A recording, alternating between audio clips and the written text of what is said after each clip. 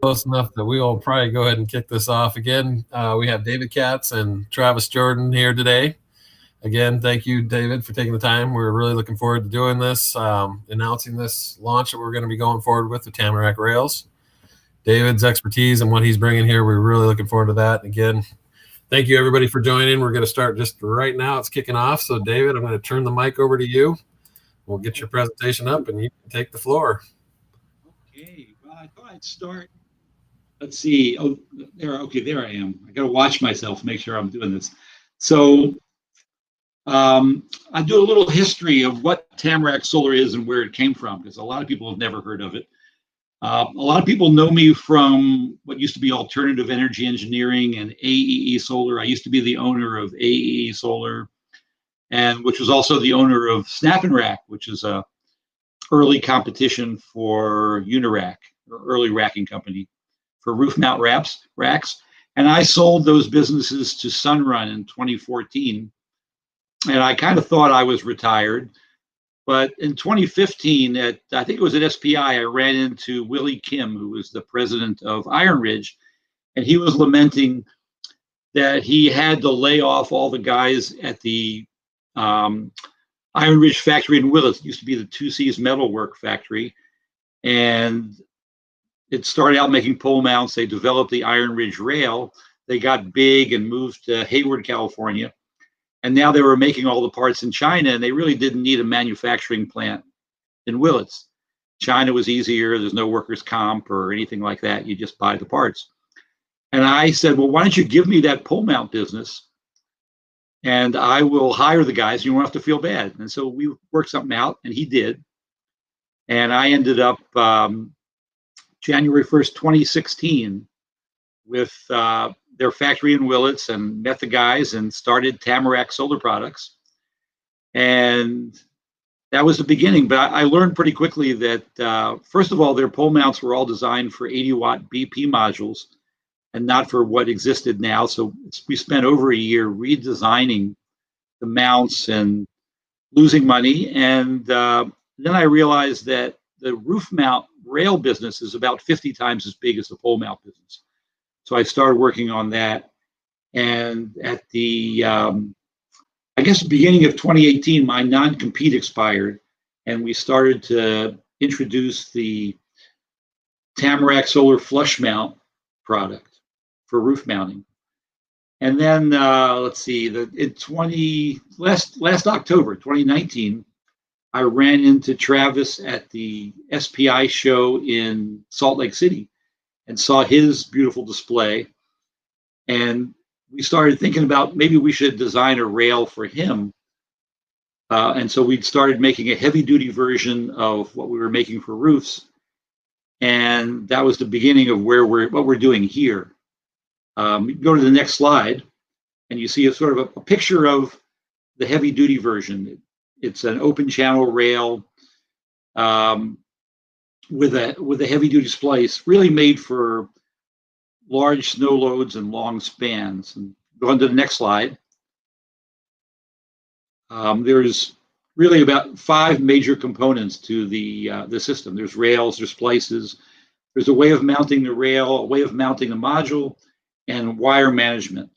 So the rails are an open channel rail, which means there's no hollows. It's less expensive to extrude, so it lowers the cost of manufacturing. And it also offers fantastic wire management, because you can just drop all the wires in the rail rather than using those metal clips and zip ties to try to keep the wires off the roof or from hanging down out of the pole mount. And if anybody's ever done it with the metal clips, I hate doing that. It takes longer to get the wires off the roof than it does to put the modules on the mount. So we've solved that problem. So we have 3 sizes of rail. We have a 1.6-inch tall rail that's used for places with very little snow load, similar to Iron Ridge XR10. Then there's our 2.3 rail, which is similar to Iron Ridge XR100. It's a little taller for higher snow load, higher wind load. And then the 3.1 rail, which is in the picture, which we're making for MT Solar. Let's go on to the next slide. Here's a picture of the 3 rails with their dimensions. I guess you can go on to the next one. I think I've said what there is to say there. The splice is unique in all of our rails, and it's typically splices get in the way, and you have to decide where to put a splice so you don't trouble yourself with not being able to put a top mount clamp or a rail mounting clamp in place. Our splices don't interfere, so you can put the rail mounts and the module mounts anywhere you want. You don't have to worry about the splice. The splice on the 3.1 rail is really heavy duty. You'll see them when you start installing. They're as strong as the rail, so you can put them anywhere. And this allows us to make 85-inch pieces, which is just about right for 2 modules. So on a 4-module mount, you'll have 2 rails with a splice in the middle. That lowers the shipping cost, and it gets rid of most of the damage caused by shipping 14-foot rails on a truck, because truck drivers don't like things wider than the back of a truck. They have a hard time getting them in and out. They can't turn them around in the truck. So we solved that problem. Let's go on to the next slide.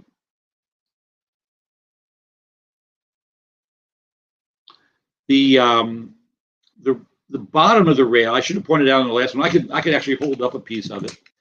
The rail has a little feature at the bottom. Where's my camera? Right there. And the rail mount, which is what you'll use to mount the rails to the, I'll turn it around this way so that you can see it. The rail mount just grabs the feature at the bottom of the rail, and you tighten the screw and you're all done. So that's how you'll be mounting the rails to the steel structure of the pole mount. There we are. That's it, right? Oh, okay, you went back. So that's easy. It's just a small feature at the bottom of the rail, and the beauty of that is, instead of extruding a slot for a T-bolt along the whole length of the rail, we have this small feature that adds strength and doesn't add really much cost, as opposed to adding a slot for a T-bolt, which increases the price of a rail, doesn't structurally help you, and you only use like 1 every 6 or 8 feet, so you don't really need to have it everywhere. Let's go on to the next slide. The top clamp is looks like everybody else's top clamp typically, but we have a real industry first. We have 1 clamp that fits any module frame depth from 30 millimeters to 46 millimeters, which is every module made these days, or pretty much every module made. And it also acts as a mid clamp or an end clamp. So if you're carrying parts to install, you only have to carry 1 part for all the mounting. And there's a little spring inside the rail. I'll show you one live here. This is what the clamp looks like. Oh, got to get the left and right figured out. And all you do is you grab the clamp and put it on the rail, and it stays in place. And you slide the module up under, get it back in there. You slide the module up under it and tighten it. And if it's the end, one side of the clamp has a finished look, so you can put it as an end clamp. They have bonding pins in, so when you tighten them down, they break through the anodizing and ground the module to the frame. Okay, let's go on to the next one. Here's a picture showing the clamp as an end clamp and as a mid clamp.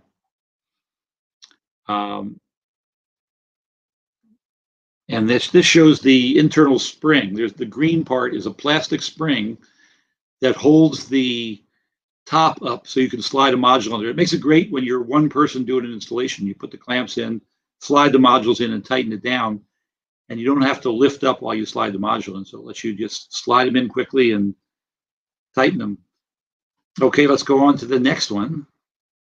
These are a few other parts that go along with it. The top one is a wire management clip, and I can show you on a rail here. The rails are great for just dropping wires in. Once you put the wires in, you put the clamp on and push it down, and it just holds the wires in, and it's pretty hard to get it out. So that way you forget about all those little clips.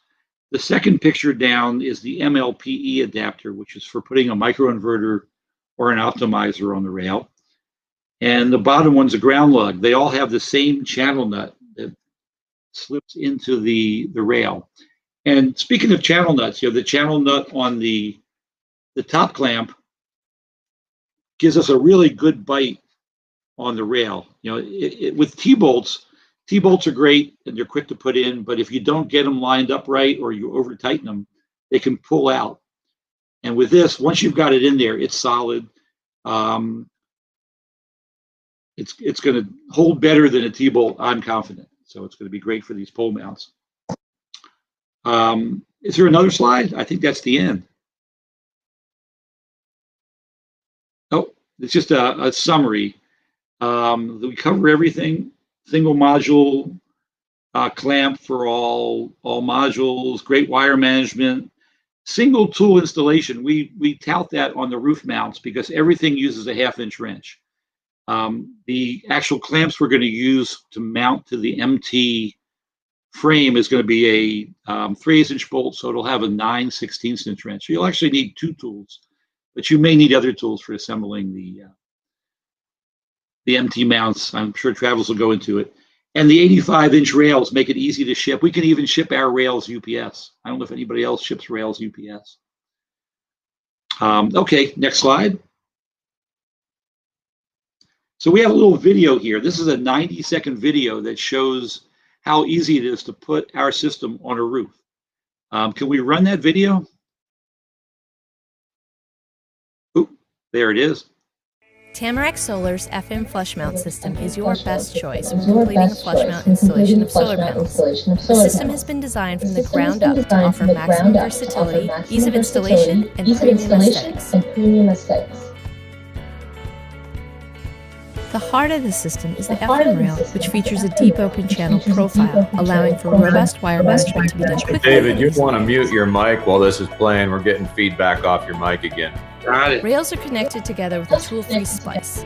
Simply slide the rails together to complete the installation. Splices won't interfere with roof mount attachments or the wire management features of the rails. Our 50/50 module clamps secure panels quickly and easily. These clamps have been listed to work as both mid and end clamps with no spacers or size-specific parts required. For the first time ever, one module clamp is all you'll need to complete an installation. We also offer our channel end clamps for projects where premium aesthetics are desired.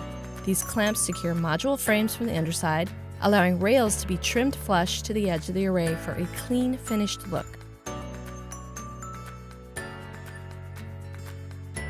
Rails are attached to roof mounts via a simple clamp that can be used anywhere along the rail's length. And Tamarack's flashed L-foot provides a quick yet robust mounting solution for composition rooftops. Tamarack FM will offer you the best install experience and system aesthetics at the lowest cost. Visit tamaracksolar.com for more information about the system, technical documents, and our design and configuration tool. Thanks for watching. Okay, Travis, I'll turn it over to you unless anybody has any questions. Hopefully I didn't go too fast. Yes, Andrea, Iron Ridge end clamps. We're now only going to be counting number of clamps, period, because it'll take care of ends and mids. And that's just it. I really love that feature that David's put together on this. And yeah, definitely, David, stay in and let's answer questions as they come up. I was going to take a minute to kind of go over some of the stuff that I've ran across over the years of installing with the different rail types and just kind of run through rails and why I feel like, when David and I got to talking down at SPI and I saw what he'd done and what he was working on, I was like, I really think he's nailed a lot of problems. So I felt like, hey, let's bring this into our pole mounts. And, Andrew, your question there is, what Montana Solar is going to be shipping, what Montana Solar is going to be using. And again, we've always striven to be rail agnostic with all of our stuff.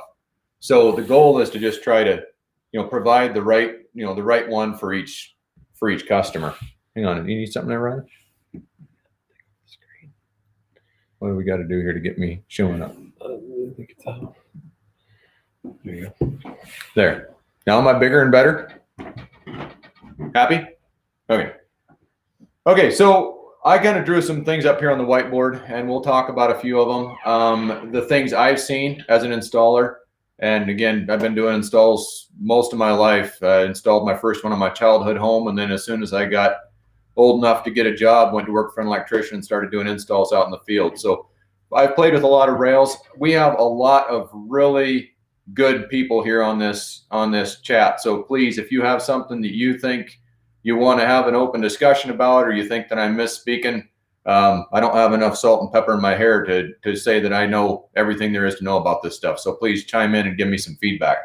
When it comes to different rail profiles, and I guess I'm gonna take this back to being assuming some of you don't have a dozen years of industry experience, and I trust there's going to be a few people on here that maybe haven't got the wealth of knowledge that a few of you really do. So let's play this both sides. There's about three ways to mount modules onto rails, and you've basically got your slot in the top, like the Iron Ridge or the old Unirac or Sunmoto. You got a slot in the top for a bolt head or a T-bolt. DP&W even had, and Zoneworks had some extrusions that way for a while. Some have tried carriage bolts, different things. The traditional size for that bolt, starting clear back as far back as I can remember, and I assume that would have been Unirac that started that. Maybe some of you guys need to give me some training here about where some of this stuff came from. Maybe shoot me a message or something on it. Was 1/4 inch. So that was a 1/4 inch bolt. And you got a 1/4 inch bolt. Then somebody came up with a great idea. I think it was Unirac. Let's make that a T-bolt so that we can stick it in and turn it. That 1/4 inch bolt could potentially be a weak link. That was one of the issues some of the other rail companies along the way started to solve. And then I think when and I would be terribly curious, David, how this came about with Snap and Rack back in the day. But it looked to me like you guys spawned off of the old Unirac. I mean, not the old Unistrut, the steel Unistrut design for your thought and concept. I'm pretty sure that's where that strut nut came from originally. It probably came from that. Originally, we were using Pro Solar. A lot of people are familiar with Pro Solar. Okay. They have something that looks like Unistrut, but it's aluminum, and they had a channel nut in it. And AEE and REC were buying those rails, and we ran into trouble there because they couldn't supply us fast enough. So eventually, we developed our own. Okay. I love this old history because some of it we don't ever get a chance to get these answers. So yeah, you're right. What's that? Muted my mic. You're right. Everything sort of comes out of Unistrut. And that's kind of what you can see. And as an electrician myself, I resonated with that. I was like, well, this makes sense. It looks like Unistrut. Let's run it. And I started out with Snap and Rack. And again, to go back, the intent for Montana Solar when I first started this company was, let's don't reinvent the wheel. There's a lot of wonderful, good rail companies out there. They're doing good things. There's a lot of good engineers that are really hitting it hard, trying to understand what the best thing is they can provide. Let's don't reinvent that wheel. We know how to make the best steel structure we can. We know how to, we patented the lifting solution to make that whole part of the installation fast and easy. We're good on all that. Let's don't try to get into the whole rail space. And I think that's what we're carrying on here with partnering with Tamarack is we're continuing to try to find the best innovation that's on the market and allow our mounts to support that. And if someone wants to use a different rail on their mount, we are never going to stand in the way of that. Anyone is welcome to use any rail they want on our racks. Yes, there are going to be some limitations to how we support that rail if we weren't involved in the design process or in the selling process, or depending on the company that you source from and their opinion about how they mount their rails. But you're more than welcome to use anything you want. But we're trying to get a little more mainstream with the Tamarack here. So again, we have the 1/4 inch bolt idea, and then we have the strut nut idea, if you will, like the old I drew this one up to look kind of like the old Snap and Rack Series 200. We had a bottom mount strut nut and a top mount strut nut, and away we went with it. And it was a fine product. It wasn't quite as beefy because of the way it was designed. Definitely not as beefy as what David has done now. So the advantages that I saw. One, we've got a 5/16 bolt now with the Tamarack. We've got a 5/16 bolt into that strut nut, and David narrowed up the channel So he left the old standard of the unistrut, steel unistrut. He left that standard, which is 1 5/8 inches, and went to a slightly narrower profile. That saves on cost, and there was no need for it. It also, whether by intention or by accident, it strengthens this connection from the module clamp to the rail. So he was able to gain quite a bit there while reducing costs. So it's a win-win-win. We also are seeing with that 5/16 bolt significantly stronger attachment there. So now we're down to truly the limitation is how tightly the glass is held into the panel, which is always where we want to be. We want to see the panel, we want to see the glass blow out of the modules before there's a failure with rails or with clamps. I mean, let's put the problem where the problem belongs, and that's in the product that you choose, not keep pushing it upstream. And I had a company tell me one time, well, if you tighten those clamps to the right to the right strength, you'd never have any failures with the clamps. Well, I don't think that we should be having that discussion. If you over tighten your clamps and you break a module, that's your problem. And I think David's addressed that very, very well by keeping this clamp size small. And some would look at that without having a lot of thought and say, oh, well, that's a negative because there's not a lot of grab there on that module. But that is a feature of design. If you make that strong enough and do it right with a good attachment, you don't run the risk of breaking the glass in the solar module like some of the other clamps that reach farther out onto the module frame have that possibility that if you give that thing a good solid 5/16 bolt and a good solid rail attachment from the clamp to the rail, you can run the risk of breaking that glass, which is not ideal. I wanted to cover too a little bit more, this splice that we worked with David on when we met at SPI. I told him and Greg, I was like, we need a splice that we can go full structural rated. We don't care where that splice goes. And we've come either very close to that or clear there. I mean, we're close enough to where it's almost immaterial where this splice goes now. And if you look at it, the amount of weight and material in this splice is at least double, if not triple, maybe 5 times a lot of the other splices that we've seen in the industry. And it truly works now to do those 85-inch rails. We were doing this with SSR, and there were a number, many of you that have been buying our products have seen the SSR product over the last year. And on one hand, I hesitated to change rails as far as what we stocked here and what we supplied again, because I know that many of you, made the change with us last time. I am going to say that I think that I'm confident, totally convinced that this is the right decision for you as our customers to go with the Tamarack rail now versus the SSR and versus any other rail that we've tried in the past. I do firmly believe this is the best rail that I can offer you. A couple of the things that we're improving are that, and I've covered that, but I'm going to cover it now specifically for SSR, the clamp to rail connection. The weak link here again was the 1/4-inch bolt. And if an installer in the field got out there with an impact and started going after it, they could snap that 1/4-inch bolt. So we saw that as a possibility. Not a large number of them, but enough to where we started sending extras along. Also, the T-bolts with SSR, which the advantage, what SSR attempted to do was to make a bigger T on their T-bolt so they could grab more material in the top up there. I've been told I'm not allowed to say anything about this, so I'll just say one of the brands that we used to use that's up on the whiteboard behind me didn't have enough material in that, or I'm not going to pretend to say I know why that caused, but when we had extreme situations, could tear out the top of the rail in about a dime-sized area. So the bolt didn't fail, the clamp didn't fail, the rail extrusion wasn't beefy enough, and I feel like David has answered that problem as well.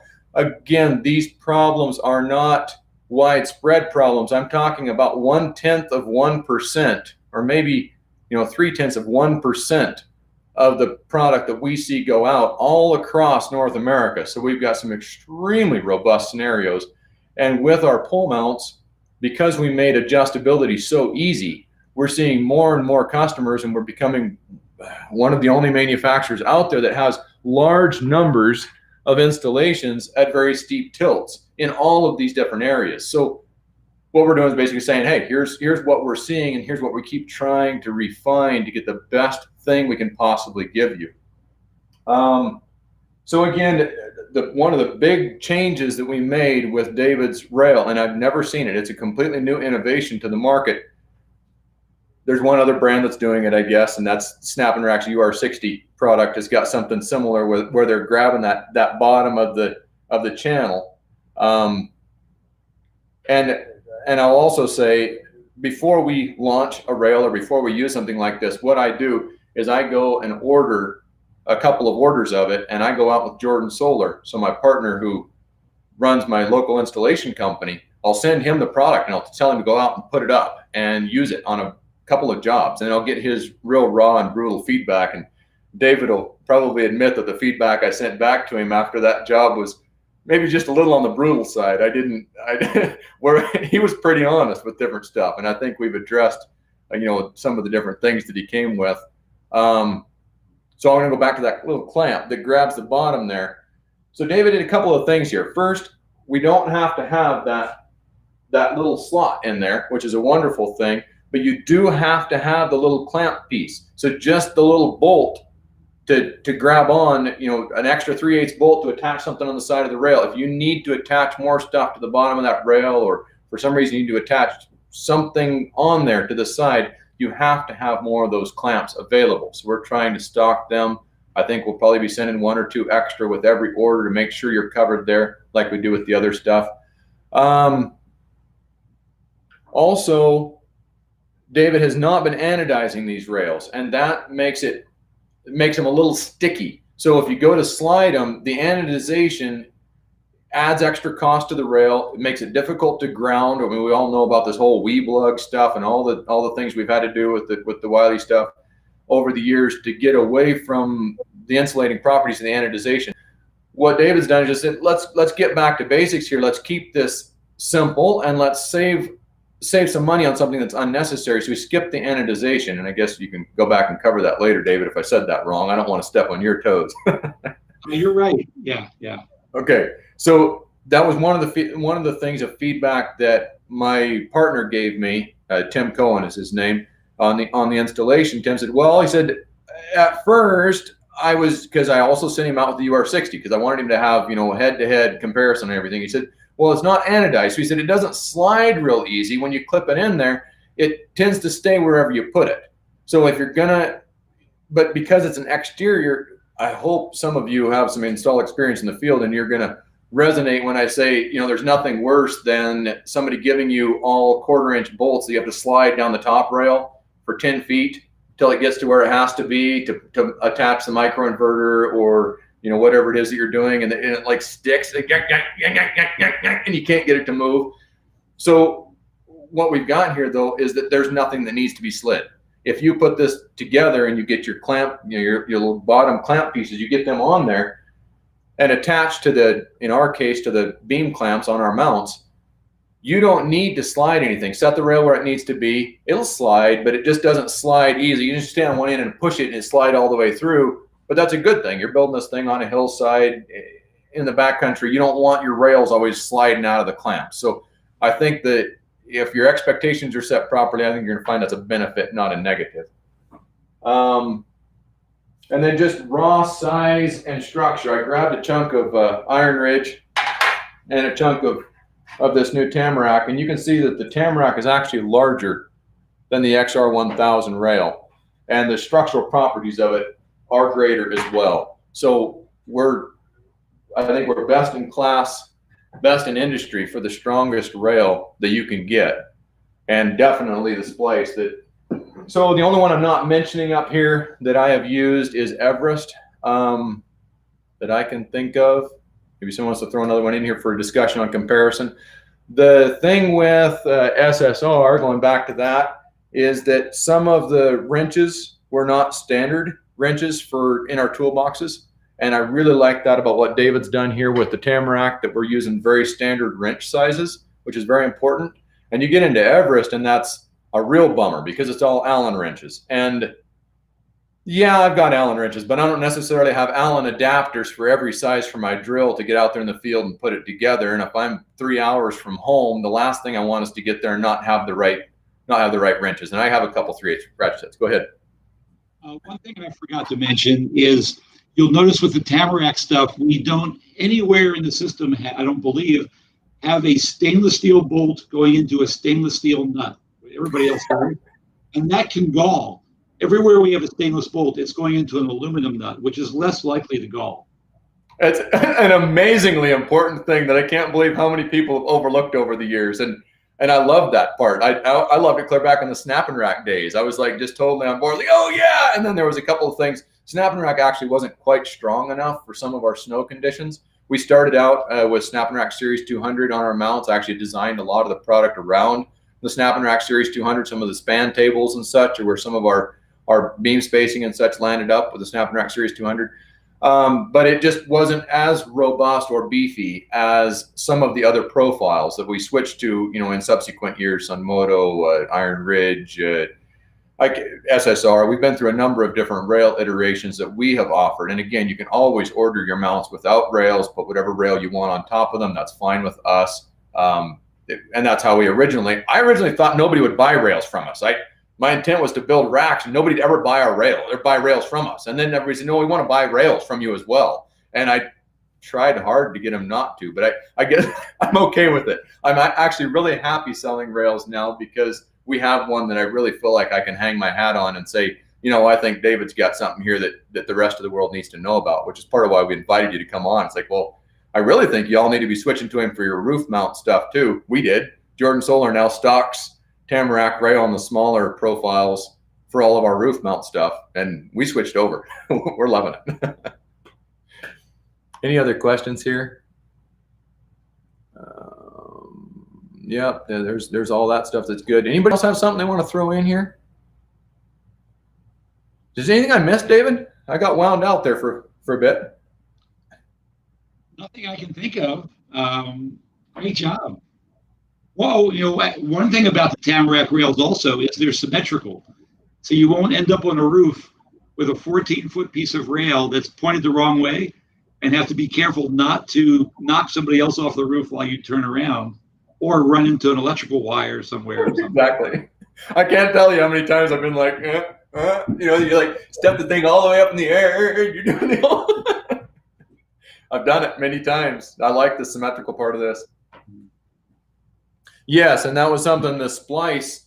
So when I came to David and I was like, well, let's go with a rail profile, and we started talking about the splicing, and Greg, you should chime in here. I mean, all the different iterations you went through, you jumped through hoops of fire to get this splice to work for us. And we pushed really hard to say, let's put this splice where it needs to be. And again, it was like David said, these truckers, and I think a good share of my stress in life comes from trying to deal with freight companies. And we've tried, I think, every freight company out there now. They have the back of that truck is like 92 inches. If you want to shove something, if you got a lift gate on there, it encroaches on the side. You got like 92 inches. And so you've got to cram. That's why all of our mounts are in a 90-inch beam section with plates on the end. So we worked with David to say, okay, let's start with an 85-inch rail, which he was already doing for his other stuff, but let's make it so that splice can handle wherever we have to put this. And so, yes, now the rail. And one other thing that David has mentioned, he maybe missed here because it wasn't as relevant. I should have brought two pieces over, David. They nest inside each other for shipping. So you can stack up twice as many rails in the same amount of space because of the way they nest up. And we've been running into problems with the SSR lately that as the industry is wanting larger and larger mounts, which has been an astronomical growth in the size of mounts that we're seeing going out. It used to be, 6 modules and 8 modules, and it was 10 and it's 12 and it's 15 and 16, 20, 30, 60. I mean, it's just ridiculous, and we about can't keep up. And so as we've been getting into that, we're running into times when we can't get enough rails into the pallet, and we're still having to go to a separate pallet to get the rails for the project out. And I think being able to nest them together, we're hoping it puts that problem off a little longer. We're still, the projects are still going to keep getting bigger. So as long as we get to a point where we can hold as many of them there as possible. Now that they're giving away solar panels, people want to put a lot of them up. Yeah, exactly. How many dollars per watt was a solar panel when you first got in the industry, David? It was $12 a watt for 33-watt modules.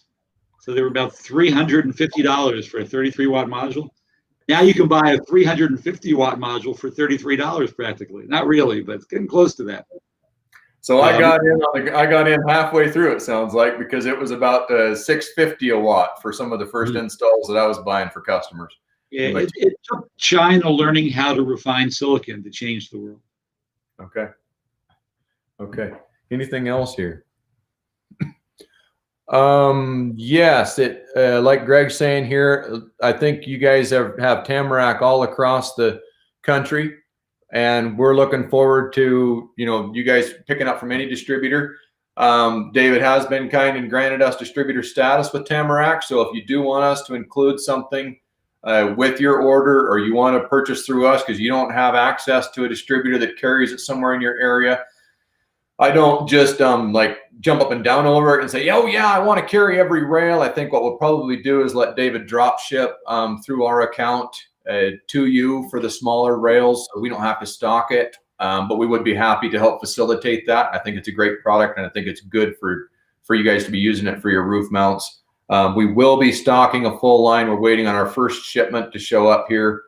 We've gotten samples. We've got a small shipment.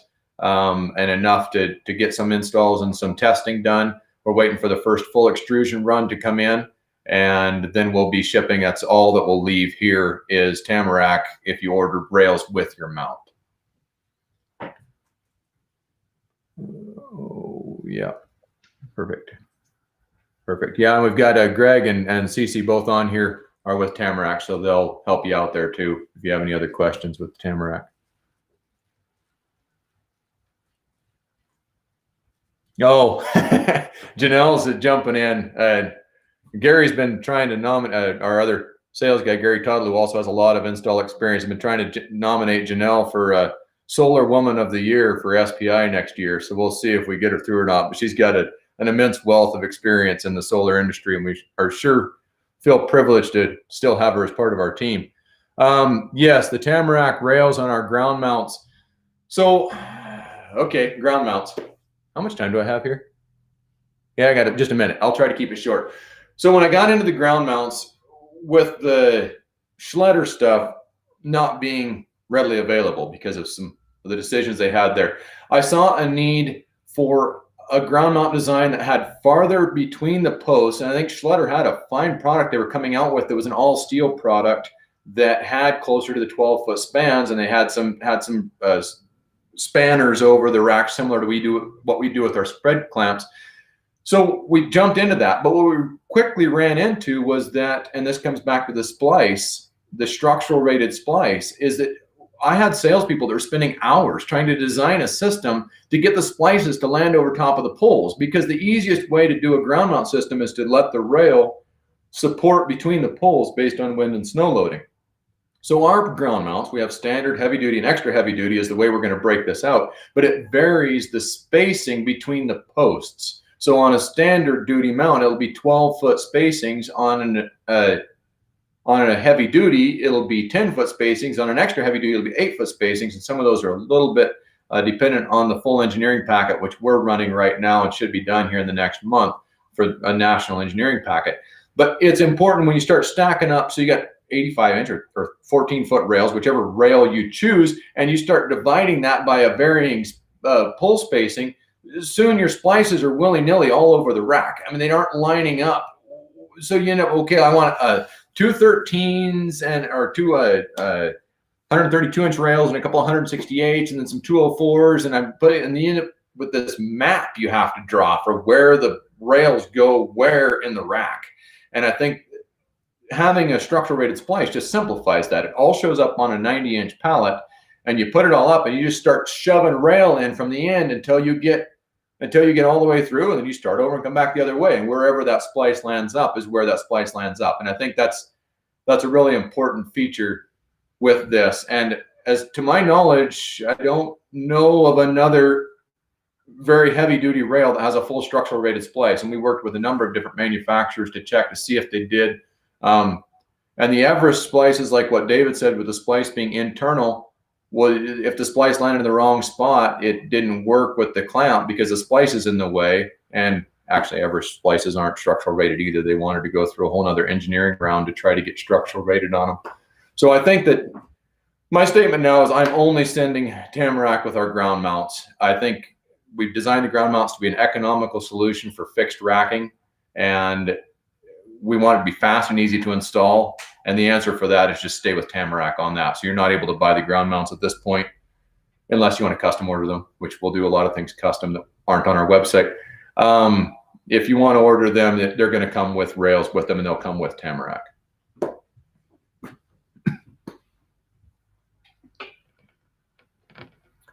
Channel end clamps, yeah. Greg, thanks for jumping in on some of those things. That's awesome. Oh, Ryan mentioned that for our pole mounts, just in closing, I do have an angle finder. Some of my customers have been asking me if we were going to come up with an angle finder, and we do have that now. I think Ryan might even, yeah, he's going to pull that up. It's now on the website. So if you do want an angle finder, you're welcome to pull those off the website. It bolts in the same bolt as the back adjuster pipe. Okay, well, we could talk till we were blue in the face. I think that's all I have. You guys want to show in anything else?